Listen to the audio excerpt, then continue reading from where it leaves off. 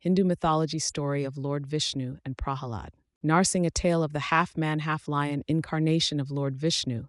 During the age of Satya Yuga, it is said that the sage Kashyap and his wife Diti had two sons named Hiranyaksha and Hiranyakashipu. The brothers were known for their destructive nature, carrying the will to create chaos any place they go. They spared no one, troubling both humans and devas. Hiranyakashipu wanted to rule over the three worlds, heaven, earth, and the underworld, and he knew just the way to attain it. Hiranyakashipu began his journey by delving into a deep penance, ones that vied the ones undertaken by great saints and sages. True to his devotion, it is said that he meditated for so long that plants grew on him. Owing to his relentless devotion, Lord Brahma appears in front of him. The creator of the universe grants him a boon, and Hiranyakashipu, seizing this opportunity, asks to be made immortal. However, Lord Brahma refuses, saying that it's one boon no one can grant him. Therefore, Hiranyakashipu asks for a boon that grants him near invincibility, where he asks to not be killed by a man or a beast, neither in the day or the night, nor inside or outside, and that no weapon could harm him. With his newfound strength, Hiranyakashipu unleashed a reign of terror, forcing everyone to worship only him as a god, ruthlessly suppressing any reverence for other deities. His cruelty and tyranny spared no one who dared to defy his will.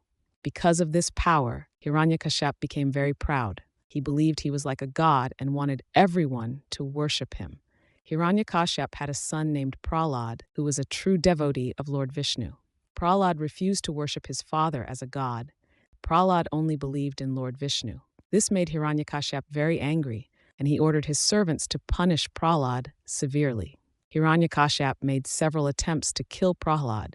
He tried throwing him off a mountain, crushing him with elephants, mixing poison in his food, and even attempting to burn him alive with the help of his sister Holika. Holika had a boon that she could not be harmed by fire.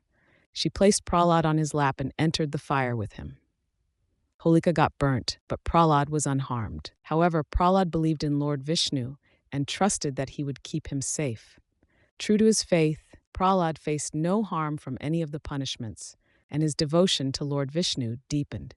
Prahlada devotion was a constant presence around him, making Hiranyakashipu increasingly mad. He was determined to turn Prahlada from his faith in Lord Vishnu. Hiranyakashipu tried various means to put an end to Prahlada's devotion, from poisonous snakes to throwing him off cliffs, but nothing could shake the young boy's faith. In a final attempt to convince Prahlad, Hiranyakashipu called him to the court and said, "If you want to avoid the punishment, call upon your god." "Where is your god?" Prahlad said, "My god is everywhere in the world." Hiranyakashipu pointed to a pillar and asked, "Is your god in this pillar too?" "Yes, definitely," Prahlad confidently replied. Prahlada continued to pray to Lord Vishnu with all his heart. Hearing this, Hiranyakashipu angrily attacked the pillar with his weapon. The pillar broke. However, due to the boon that Hiranyakashipu had, Lord Vishnu appeared in the form of Lord Narasimha. His face was like a lion, and his body was like a human. He was neither a complete human nor a complete animal.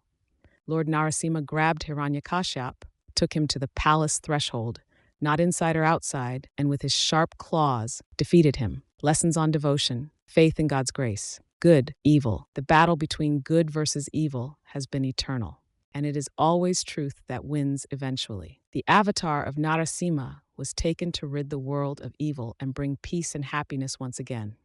It shows us that the gods are always watching and would help us when in need. Relevance of Narasimha's teachings in modern times. In today's world, we often have to deal with difficult problems and make choices about what's right and wrong. Narasimha's story can help us with that. It shows us that even when things are really tough, we can be brave and keep moving forward by believing in something bigger than ourselves. Narasimha also reminds us that doing the right thing is important, and that good can always win over bad. So if you ever need strength or hope, Narasimha's teachings can give you a helping hand and show you the way to a better future. Conclusion: the chaos caused by Hiranyakashipu and the torture he put his son through could not go on any longer.